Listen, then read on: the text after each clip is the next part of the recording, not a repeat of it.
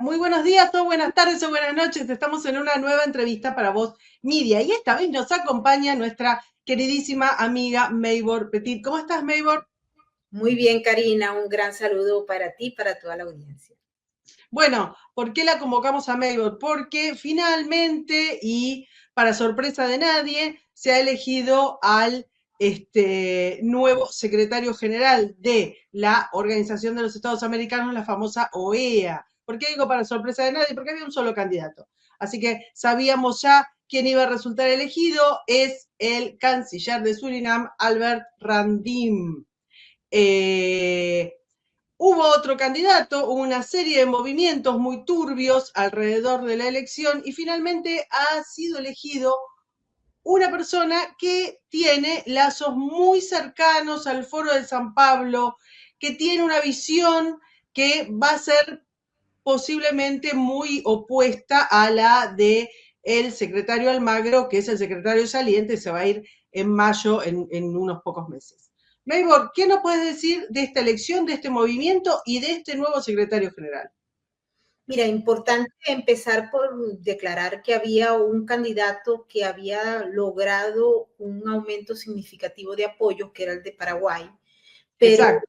jugó un rol fundamental el Brasil de Lula da Silva, que de manera secreta y a través de unos mecanismos que todavía desconocemos, cambió la ruta de lo que era la aprobación y el apoyo a Paraguay para que se diera en el caso de Surinam. Logró convencer a México, a Chile, a Colombia, a Bolivia, Uruguay y también Costa Rica para que se hiciera a un lado esa candidatura de Paraguay y se apoyara un hombre que tiene una especie de historia muy cercana, Karina, el señor Albert Randín, no solamente con el Foro de Sao Paulo y con todos los programas que se han instalado a lo largo y ancho de América Latina, pero particularmente en el Caribe con CARICOM, sino que ha tenido un rol fundamental en el proceso de relaciones que se dio con el régimen del Partido Comunista Chino. Así que ahora tenemos,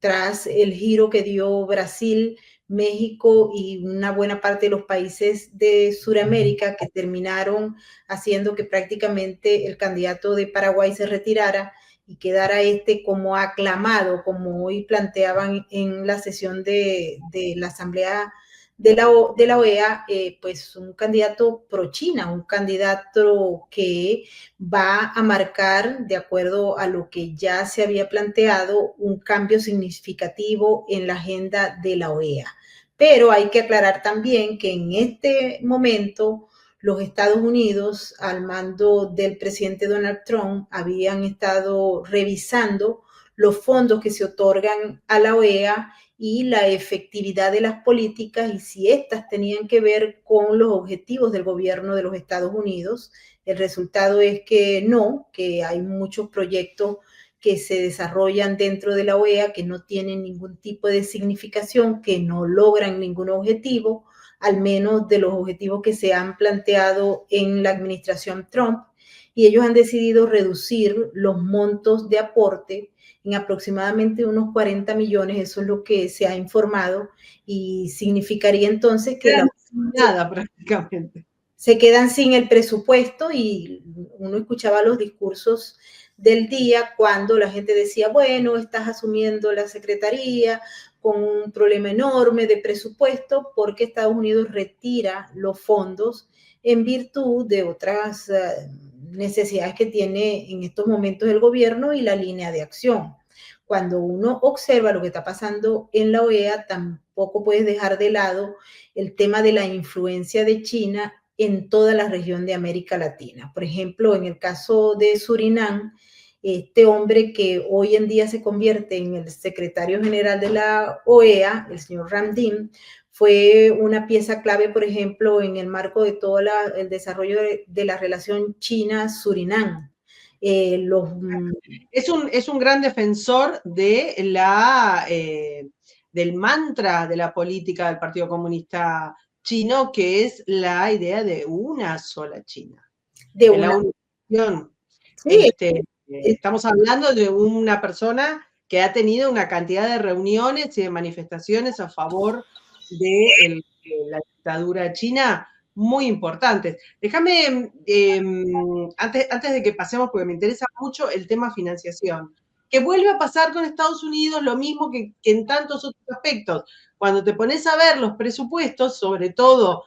en la nueva era Trump, que hay tanto sobre la mesa respecto de a dónde iba, cuánto y a dónde iba el dinero que pagaban los contribuyentes norteamericanos, bueno, vuelve a salir que Estados Unidos estaba pagando más del 55, creo, por ciento, 53 o 55% del presupuesto de OEA. El propuesto canciller paraguayo, Rubén Ramírez Lescano, como vos bien decís, tenía una serie de apoyos y sobre todo contaba también con el aval de Estados Unidos. ¿Qué pasó? Y antes de pasar al tema de los presupuestos, ¿qué pasó en la asunción del presidente uruguayo, donde se vio esa foto de el presidente Boric, del presidente Petro, del presidente Yamandu Orsi y de Lula, siempre Lula? ¿Qué pasó en esa reunión, en esa asunción, que se dio vuelta, que se dieron vuelta los apoyos hacia Lescano? Esto lo denunció el presidente paraguayo, dijo que había habido turbios manejos. ¿Qué pensás que ocurrió ahí? Mira, lo que hemos logrado entender es que hubo un cambio significativo. Recuerda que Paraguay es un aliado de la política del actual presidente de los Estados Unidos, Donald Trump, y que eso lo separa a este otro grupo que definitivamente está en favor de unos objetivos que no se parecen a lo que está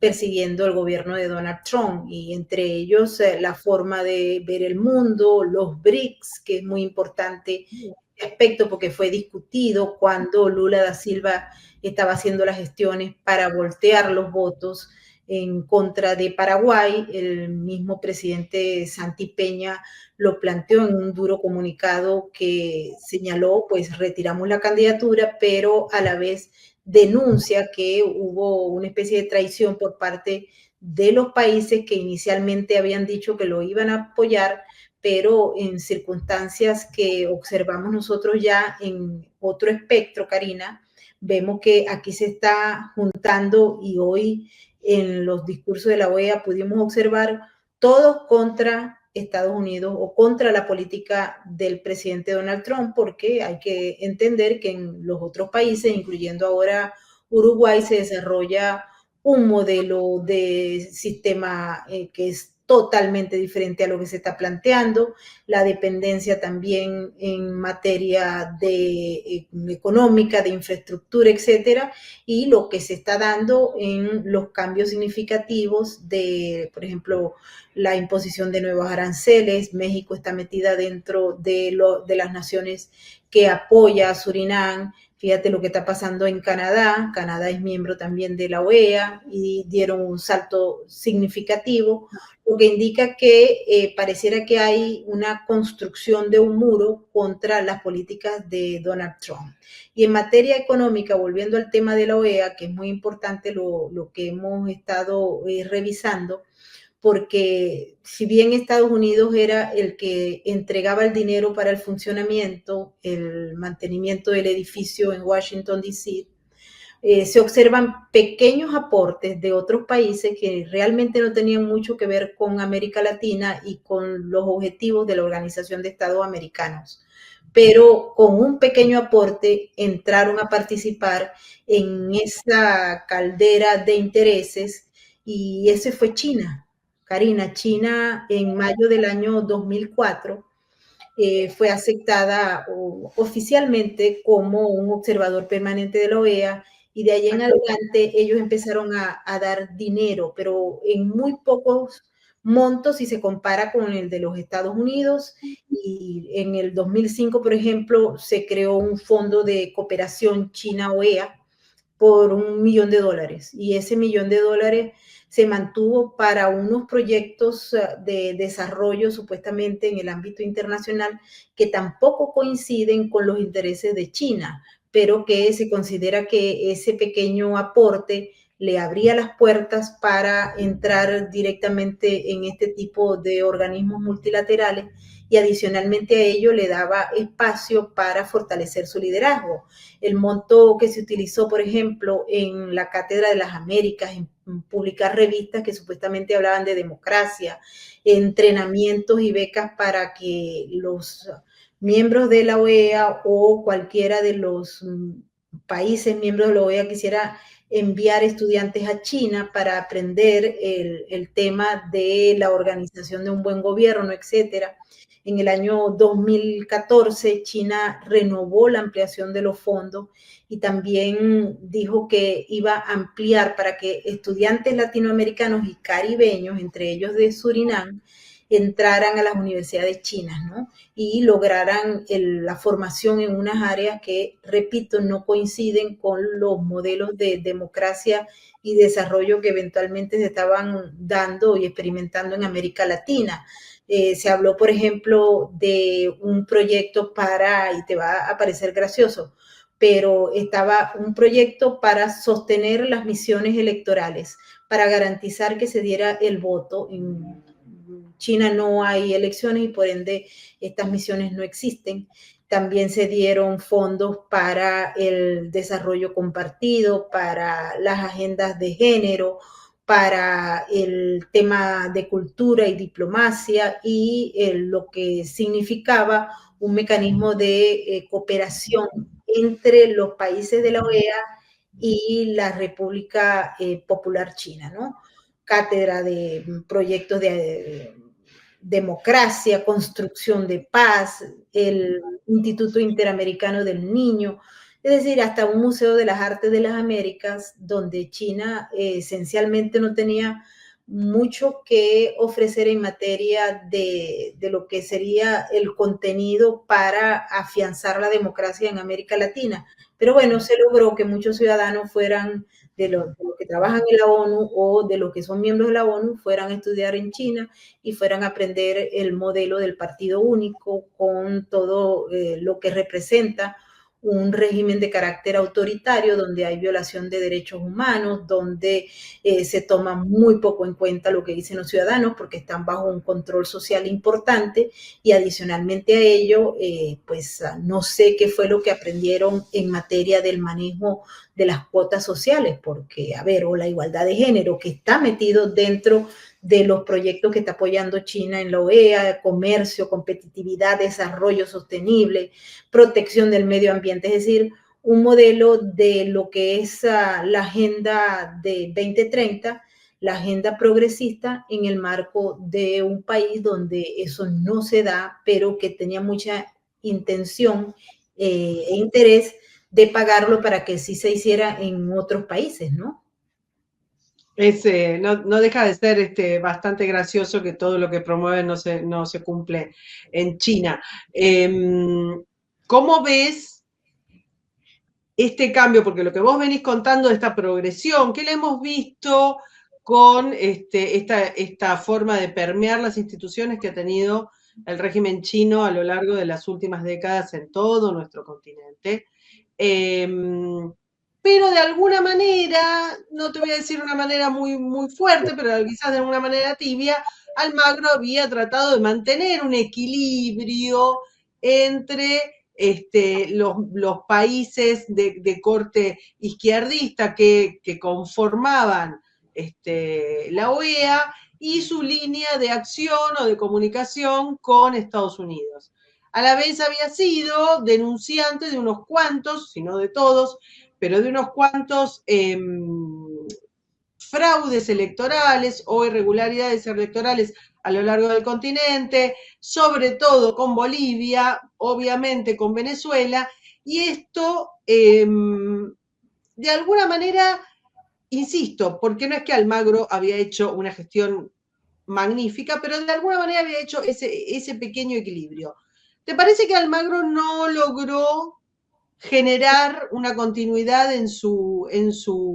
gestión, que no logró tener un sucesor, que no logró en coordinación con Estados Unidos y con otros países que apoyaban, digamos, las reglas y las libertades propias de lo que debería defender OEA. ¿Te parece que no logró por qué no poner un sucesor acorde y en cambio entregar prácticamente al Foro de San Pablo y a China la dirección de OEA? Porque yo creo que Almagro, y vale la pena recordar que él viene de un movimiento de izquierda bastante fuerte en Uruguay, pero él no logró llegar a un consenso producto de algunos temas que él había manejado y también de algunos comportamientos que muchos consideraban no acorde en el marco de lo que sería el enfoque protocolar de comportamiento del secretario general de la OEA. También se ganó unos enemigos. Con el caso de Venezuela, él tuvo un respaldo importante para la oposición. Eso hay que destacarlo, igual que ha pasado con el caso, por ejemplo, de Nicaragua, donde se han generado unos eventos y acciones que él de alguna manera apoyó y pudo por lo menos darle un espacio para crecer la narrativa a la oposición de Nicaragua cuando ésta fue expulsada y sus nacionalidades eliminadas por parte del régimen de Ortega. También con Bolivia permitió además las investigaciones, o sea, pensemos lo que va a ocurrir ahora. Es cierto lo que vos decís, pero de alguna manera, incluso con Brasil, que creo que fue uno de los temas que movilizó a Lula a darse vuelta y a generar este tipo de acuerdos que llegaron al candidato único, pero también con Brasil se pronunció. O sea, tenés razón respecto de que tiene una línea ideológica, pero no fue, no hizo oídos sordos a un montón de denuncias.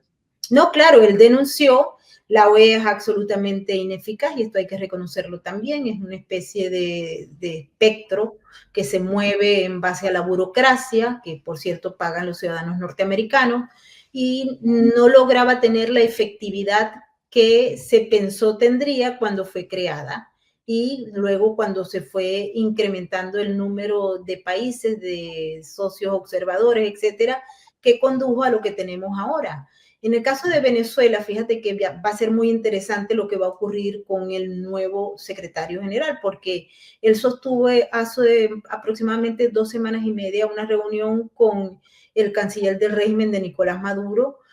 Surinam y Venezuela, la Venezuela de Maduro tienen una relación muy importante y hemos visto representación diplomática de Surinam en varias de las gestiones, reuniones grandes o chiquitas que hace Maduro en Caracas, pero particularmente este hombre, siendo el responsable de la política exterior, sostuvo una reunión con Iván Gil y han firmado acuerdos de toda naturaleza. Vale también la pena recordar que en el caso de las decisiones que se tomaron al momento de que se produjo lo que ocurrió en Venezuela el 28 de julio del 2024, la OEA levantó su voz en manos de Almagro, pero en el caso de CARICOM y de las naciones de CARICOM, ellos se mantuvieron una distancia porque ellos han recibido beneficios del chavismo abiertamente y han sido socios del chavismo y hay muchos negocios pendientes con los grupos de CARICOM al que Surinam pertenece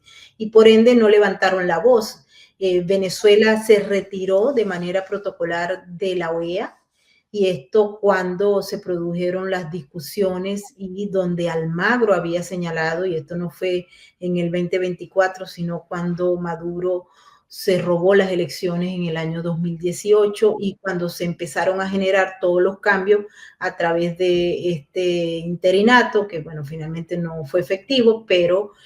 allí Almagro ocupó un rol fundamental y luego en todo lo que ha sido los informes, la búsqueda de evidencias, el levantamiento,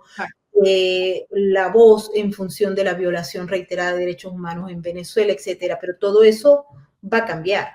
Y va a cambiar porque Surinam, hasta el momento no veo que sea posible que cambien de un lado a otro en materia, por ejemplo, de lo que ha sido la clasificación del régimen de Venezuela o lo que ha sido, por ejemplo, la relación con Cuba o la relación con Nicaragua. Es decir, son cambios trascendentales que va a tener esta organización que, repito, desde muchos puntos de vista es obsoleta y que no ha brindado una respuesta importante a lo que se ha planteado. Recuerda que, por ejemplo, la Carta Democrática, que era uno de los instrumentos por los cuales se pensaba que podían hacer algo, no se ha dado en ningún momento aplicada con efectividad y que logre un objetivo más allá de un comunicado que diga condenamos o decimos esto y esto y esto. Y ahora yo creo que la situación va a ser mucho más difícil. Este hombre tiene a su favor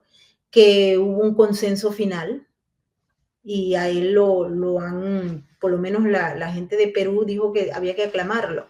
como el secretario. Sí, recordemos que necesitaba 18 votos, tenía un poco más de 20, finalmente terminó en esto que vos decís, que ni siquiera voto, fue aclamado. Fue prácticamente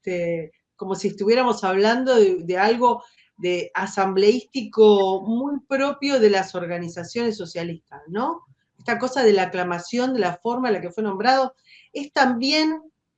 parte, dice mucho de lo que podría llegar a ser su gestión. Dice mucho. Y también, bueno, vamos a ver cómo se van a mover, porque aquí tenemos, y esto es importante también destacarlo, Karina,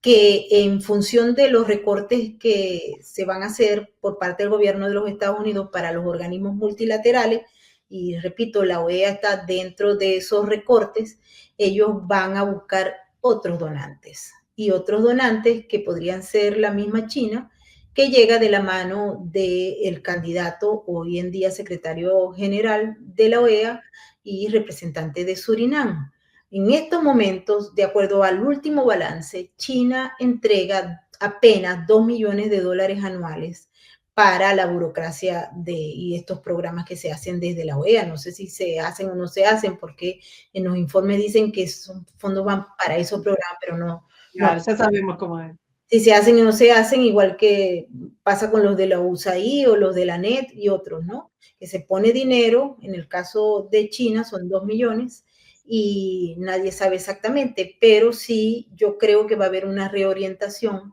de la OEA, no necesariamente a las proyecciones que quisieran muchos, porque aquí va a haber acuerdos, por ejemplo, hay que recordar que China no da nada a cambio de nada. Vamos a ver muy probablemente el resurgimiento o el fortalecimiento más aún de todo lo que son los productos y los proyectos de infraestructura chinos que están alineados a los intereses que ellos quieren expandir a lo largo y ancho de América Latina. En eso sumamente importante también la visión que tienen muchos de los países. Ya ahora son prácticamente una mayoría los que aceptan una sola China, los que no quieren relaciones con Taiwán, los que aceptan la influencia institucionalizada del Partido Comunista Chino en las decisiones internas, y de allí planteamos desde Honduras, corrido, incluyendo Panamá, Costa Rica, pues El Salvador, que también tiene una influencia importante. En Honduras ni hablemos, hasta el final del continente, ¿no? Con excepción de Paraguay y tal vez con la misma excepción de Argentina, pero no en el marco de lo que anteriormente podría darse. Aquí también tenemos otros cambios significativos que pueden generar que los Estados Unidos mantengan una relación más bien de conflictividad, porque si bien, y yo creo que todo el mundo que sigue estos temas pudo haber escuchado al señor Carone, Mauricio Clever Carone, cuando dijo que... El plano especial del presidente para las cuestiones de América Latina. Pero él dijo que tanto Paraguay como Surinam eran socios, aliados de Estados Unidos, y pues que no le importaba, porque el tema aquí es que Estados Unidos está cambiando las relaciones por acuerdos bilaterales entre países y ya no en el marco de este tipo de organizaciones que, de acuerdo a la misma administración Trump, es absolutamente obsoleto y no dan nada a cambio, no resuelven nada, no son eficientes, no cumplen con ninguna función que no sea la de mantener una burocracia costosa que a todas luces pues las estaba pagando eran los ciudadanos contribuyentes de los Estados Unidos. como hay un cambio en esa tendencia, no sabemos si se va a concretar o no, porque estamos en el marco de una guerra aquí en Estados Unidos, pero si se dan los cambios que se están ofreciendo, pues la OEA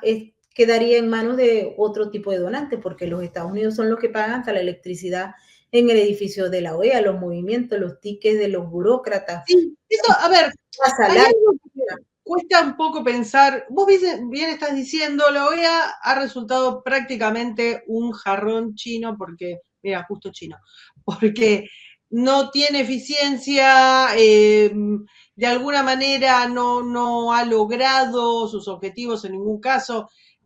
Justamente se ha hecho el reclamo en estos días sobre el preso político argentino que tiene Maduro. Se hizo el reclamo, que es el gendarme Nahuel Gallo, se hizo el reclamo ante OEA, es como si nada. Realmente tiene razón esta visión que dice no está sirviendo para nada, no aporta ni nada. Sin embargo, seguimos viendo, y por otra parte, también es cierto que esta penetración que estamos hablando, este compromiso, esta sociedad entre el Foro de San Pablo y China, lo tenemos en un montón de otros organismos multilaterales de la región, como CELAC. O sea, existe. Entonces, ¿para qué ponerse a hacer este movimiento? ¿Qué necesidad? Es cierto que ahora lo que van a tener es un edificio pagado por los contribuyentes norteamericanos,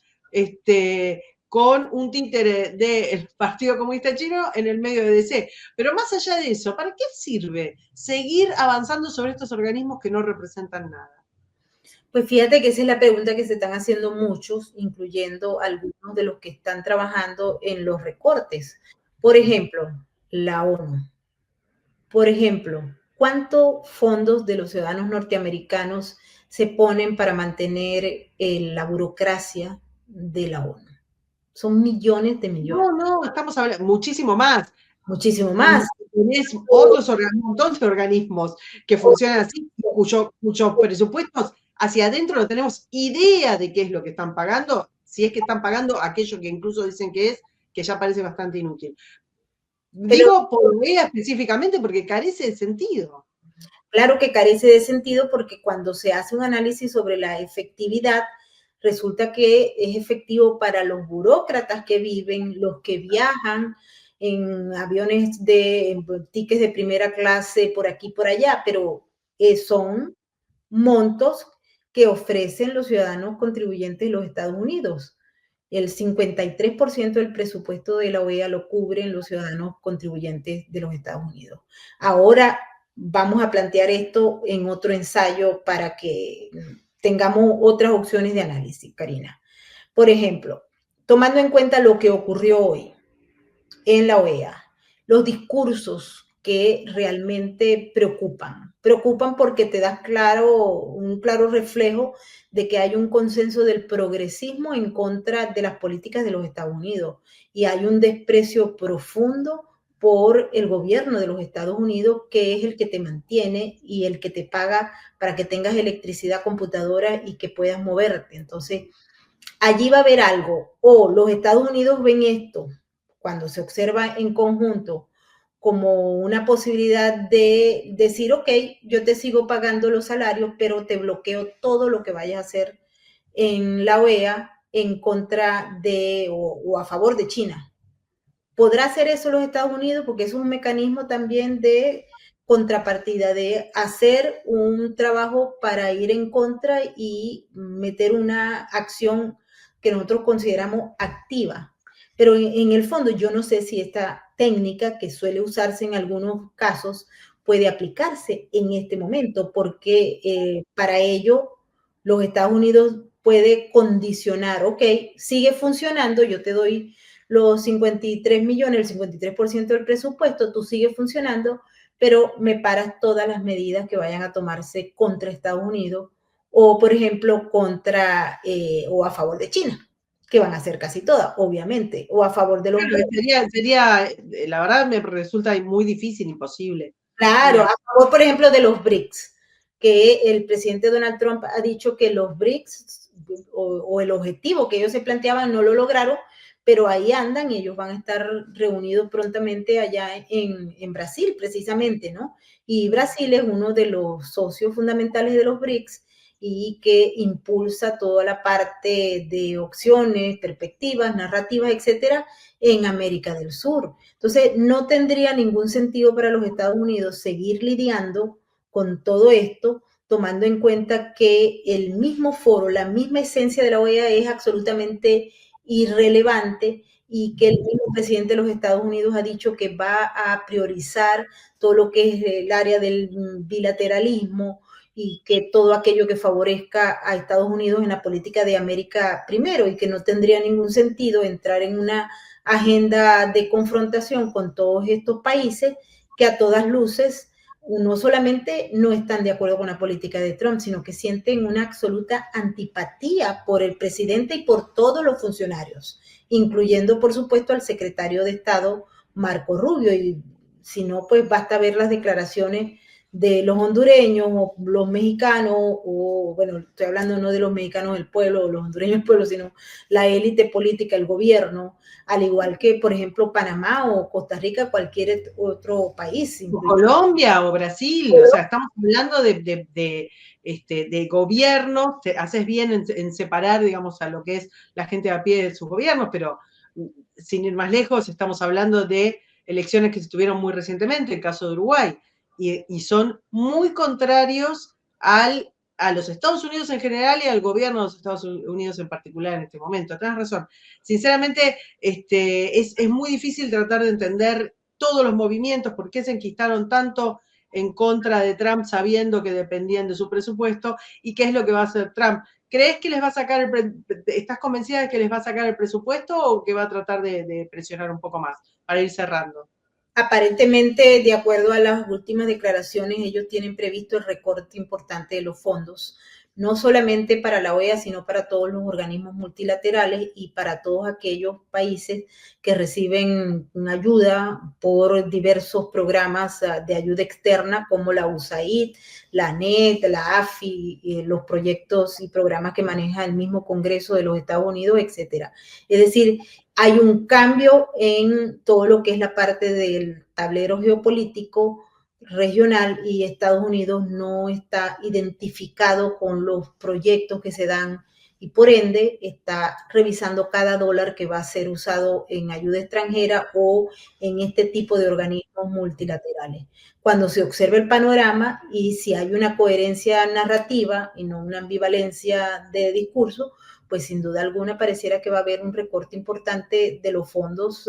para la OEA, y eso abre dos disyuntivas, Karina, que también hay que tener presente. Cuando en geopolítica alguien abandona los espacios, los otros lo ocupan, y en el caso de China está allí listo para, pero no estoy muy segura de que vaya a dar 53 millones o el presupuesto de 53% para mantener a este grupo de burócratas que le va a dar más o menos la misma influencia de la que podría tener la CELAC, solo que el edificio queda en Washington, D.C. y está a escasas cuadras de la Casa Blanca. Te pregunto la última cosa. En base a lo que escuchaste en esta asamblea, ¿crees que puede llegar a cambiar el estatus de Venezuela, de Nicaragua, de Cuba, respecto de que ahora habían sido quitados, digamos, de la posibilidad de votar y de ser miembros activos? ¿Pensás que ese estatus se puede modificar ahora? En el caso de Venezuela no, porque ellos cumplieron los protocolos para el retiro de la OEA de manera voluntaria, y eso lo hicieron en el marco de la reglamentación que establece la misma OEA, y cumplieron con el tiempo también, ¿no? Hay que recordar que cuando esto ocurrió y se decidió sacar a Venezuela, Venezuela se retira de la OEA de manera voluntaria y cumple con todas las reglas, y en el vacío se logró aceptar, pero no fue una experiencia buena para los que estaban allí, porque decían que la OEA es una organización de estados y allí se aceptó una especie de representante del entonces gobierno interino de Juan Guaidó, y posteriormente fueron a través de las quejas de los mismos miembros que este sistema caducó y que Venezuela no tiene silla en la OEA han habido muchas presiones también por el tema de Cuba y por el tema de Nicaragua. Hoy escuchamos, por ejemplo, a Bolivia hablar sobre un tema, ya que la representación del gobierno de Arce, pues obviamente está en desacuerdo con lo que pasó en el 2019, cuando la OEA declaró que hubo un golpe de Estado a raíz